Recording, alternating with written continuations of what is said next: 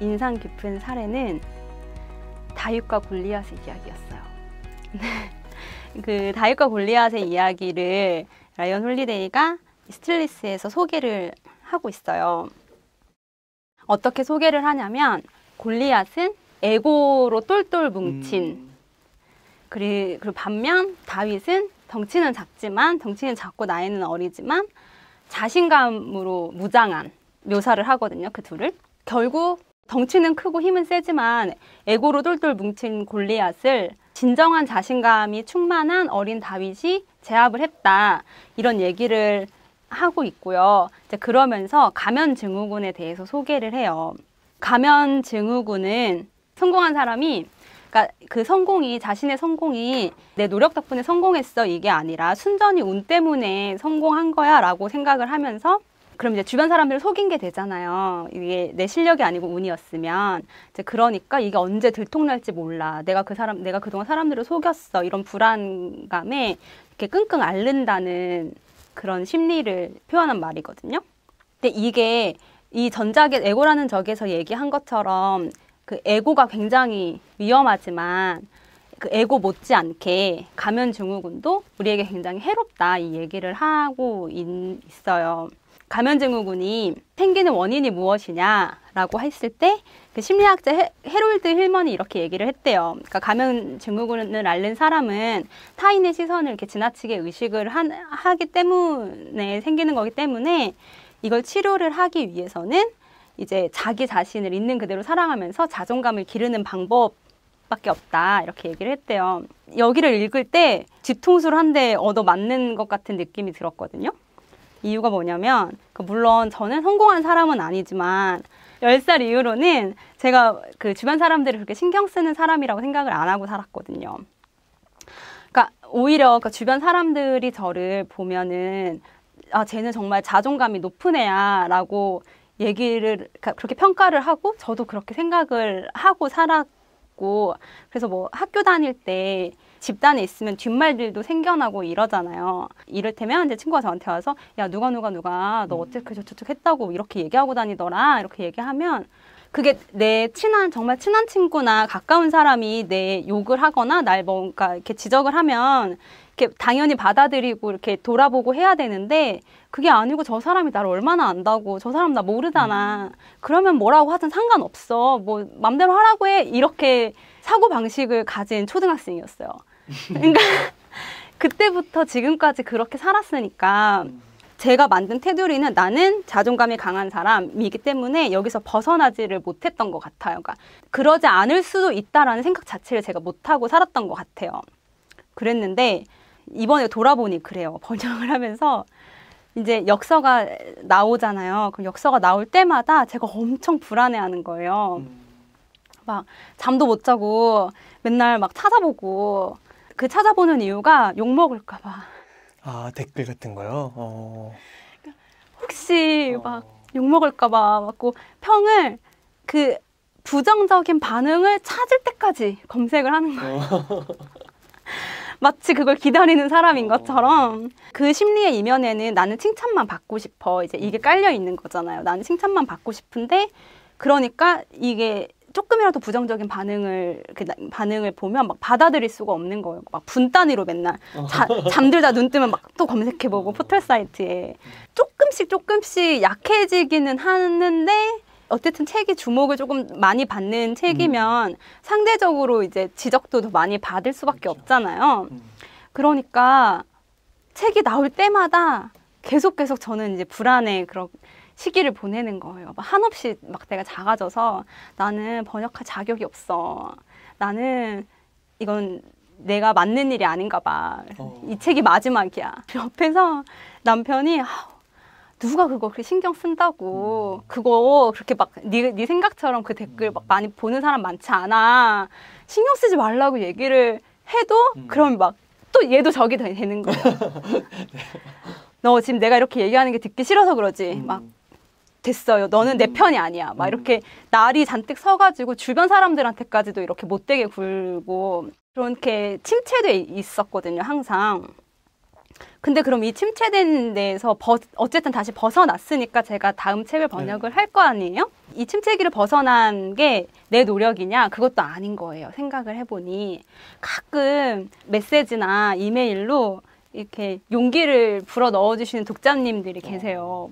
이 책 번역 되게 좋았어요. 뭐 이런 응원의 메시지를 보내주시는 독자님이 가끔 계시는데, 그걸 보고 막 또 마음이 막 동화처럼 밝고 환해지는 거예요. 그래서 그냥 이렇게 거칠애 같은 한마디일 수 있는데, 번역은 뭐 이렇게 역자님의 천직이에요. 이러면 맞아, 역시 그렇지? 뭐 이렇게 생각을 하면서 네, 다음 책도 할게요 라고 막 책을 받아서 일을 하고, 이런 패턴이 이어져 왔더라고요. 결과적으로 보면 제가 그러니까 제 직업 정체성을 결정하는 그 요인을 제 내면이 아니고 외부에 두고 있었던 거예요. 근데 여기서 라이언 홀리데이가 그렇게 얘기를 하거든요. 자기중심적이고 불안한 사람은 자신의 결점 때문에 속으로 끙끙 앓거나 그 결점을 겉으로 드러내면서 정체성의 중심에 그 결점을 둔다, 이렇게 얘기를 하는데 너무 제 얘기인 거예요. 나는 내가 되게 자기중심적이지 않고, 그러니까 그 에고와는 거리가 먼 사람이라고 생각을 했는데, 그 가면증후군이 나한테 해당되는 말일 수도 있겠구나. 근데 가면증후군이 에고의 그 쌍둥이 동생 같은 위험한 거다라고 표현을 하거든요. 그러니까 그런 내용을 읽으면서 내가 그동안 나를 되게 모르고 있었고 내 자신을 되게 착각하고 있었구나라는 생각이 드는 거예요. 그래서 그 뒤통수를 되게 크게 얻어맞은 것 같았어요. 근데 되게 놀라운 게 번역 일을 원래 하고 싶으셨다고 했잖아요. 근데 오히려 번역 일을 하면서 그런 몰랐던 점을 발견하셨네요. 네, 그렇죠. 돌이켜 보니까 직업 정체성에서의 자존감이 제가 낮았던 거고, 그래서 인정 욕구가 더 이렇게 있었던 것 같아요. 그래서 회사 다닐 때도 나는 정말 재수없고 건방지게 나 되게 잘났어 이 생각을 했던 것 같아요. 그러니까 윗사람들이 좀 예뻐하고 이렇게 능력 있다고 생각을 하는 것 같으니까 거기에 취해 있었던 것 같아요. 돌아보면. 그래서 내가 하는 일은 실수가 있으면 안 돼. 이거 잘해야 돼. 라고 그런 강박이 좀 있었고, 내가 이 일을 해서 제출을 하면 칭찬을 받아야 돼. 그러니까 완벽하게 해서 줘야 돼라는 강박이 있었던 것 같아요. 그래서 그때 그 상사께서 어떤 뭐 보고서를 같이 만들어야 되는 게 있었는데, 너는 너무 한 번에 완벽하게 하려고 한다. 그럴 필요 없어. 어차피 그건 불가능해. 그러니까 그냥 처음에 이렇게 좀 성기게 일을 해가지고 이걸 이렇게 고쳐나가면서 이걸 완벽하게 만들면 되니까 그렇게 막 처음부터 완벽하게 하려고 할 필요 없어. 너는 네가 틀리면 안 된다고 생각을 한다고 라고 이렇게 딱 지적을 하는데, 속으로 네가 뭘 한다고 라고 생각을 한 거예요. 그때도. 근데 그 당시에는 몰랐는데 그런 그 에피소드도 이 부분을 읽으면서 떠올랐거든요. 하물며 그 일은 내가 그렇게 좋아하는 일이 아니었는데도 그냥 난 인정을 받고 싶고 내 직업 정체성이 낮고 이러니까 막 발끈한 건데, 번역은 내가 너무 그렇게 하고 싶었던 일이었고 내가 너무 사랑하는 일인데 여기에서 이제 지적을 받으면 더 헤어나오지 못하는 거예요.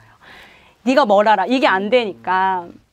그때까지는 그걸로 그냥 버틸 수 있었는데, 그렇다고 하면 내가 내 문제점을 좀 고치려고 노력을 해서 더 발전을 해 나가면 좋을 텐데, 그런 노력은 하지 않으면서 또 주변 사람들의 칭찬을 그냥 기다리고 그 주변에서 단소리를 들으면 또 해 하고 일을 하고 또 쓴소리를 들으면 아 하고 기운이 빠져 있고, 이렇게 반복하는 삶을 살고 있었더라고요. 여기 나오기로 제가 결심을 한 것도 이 부분의 영향이 굉장히 컸어요. 이제 스틸리스가 나왔으니까 침체돼 있었죠? 마침 이게 제안을 해주신 거예요. 그래서 처음에는 말도 안 된다라고 생각을 했어요. 안 나간다. 나가면 세상에 듣도 보도 못한 욕을 얻어먹게 될 거야 라고, 이것도 되게 건방진 생각인 거잖아요. 그리고 관심도 없는데 뭐 욕해줄 생각도 없는데 혼자서 부정적인 생각을 하면서 부정적인 시간을 보내고 있었는데, 여기 그 내용이 나오거든요. 이 시련의 시기를 괴로움의 원천으로 여길지 즐거운 도전으로 여길지 결정하는 게 바로 자신감이다. 라는 문장이 나오거든요.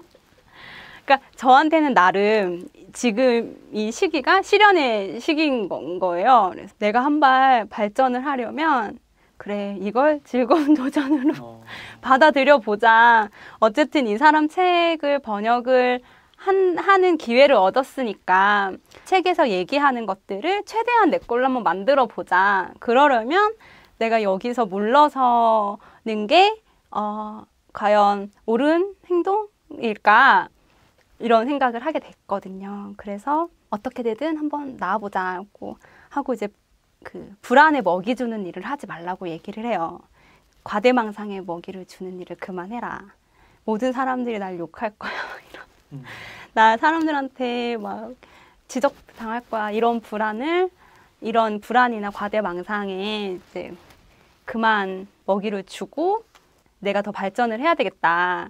그러니까 그런 생각으로 여기에 나오게 됐고, 이제 그러면서 이제 다시 이 책을 훑어보게 되잖아요. 그러니까 이게 공부가 되더라고요. 그러니까 저는 사실 그동안은 제 역서 나오면 잘 안 읽었거든요. 제 손을 떠나면 이건 이제 편집자의 역할이야. 이건 내 책이 아니야 라고 생각을 하고 이렇게 신경을 최대한 안 쓰려고 했어요.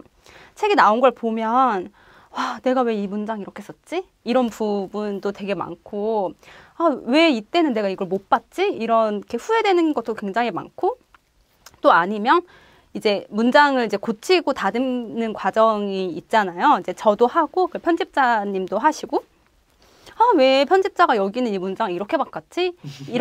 이건 안 바꾸는 게 더 나았을 것 같은데 이런 생각도 들고 이제 그러니까 안 보려고 하는데 다시 이제 볼 수밖에 없는 상황이 됐잖아요. 이렇게 보는데 정말 봐야 되겠더라고요. 그러니까 보고 내 실수가 뭔지를 찾을 수도 있고 그러면 내가 이 다음 책을 할 때 어떤 마음가짐으로 또 어떤 태도로 해야 되겠구나 이런 생각도 할 수 있고 해서 도움이 됐어요. 나오려고 준비를 하면서. 그래서 결과적으로는 그 바깥에 빠져나가 있었던 그 직업 정체성의 중심을 다시 좀 안으로 잡아당겨온 느낌이 들어요. 와, 책의 내용을 완전 삶에 완전 밀착시켜가지고 적용을 하셨네요. 또 이렇게 읽으시면서 과거 생각도 하시고 그러면서 또 반성도 하시고 참 그래서 그런 것들이 뭐 꼭 스틸리스트뿐만 아니라 책이 주는 또 그런 되게 좋은 점 같아요. 맞아요. 그러니까 이게 책이 주는 정말 큰 장점이잖아요. 그러니까 내가 직접 경험하거나 하지는 않았지만 책을 사실 읽는 시간은 짧은데 이 짧은 시간을 들여서 오랜 시간을 거쳐야 깨달을 수 있는 것들을 깨닫게 해주는 게 책의 큰 장점이니까. 근데 특히 그 라이언 홀리데이의 책이 그래요. 구체적으로 제시를 하고 그러니까 일상생활에 가깝게 느끼게끔 글을 풀어 쓰기 때문에 누구나 이런 자신을 돌아볼 수 있는 시간을 갖게끔 글을 풀어나가는 경향이 있더라고요. 그 글을 굉장히 쉽게 쓰고 재미있게 쓰고 쉬운데 가볍지 않게 쓰는 게 되게 큰 특징인 것 같아요. 네.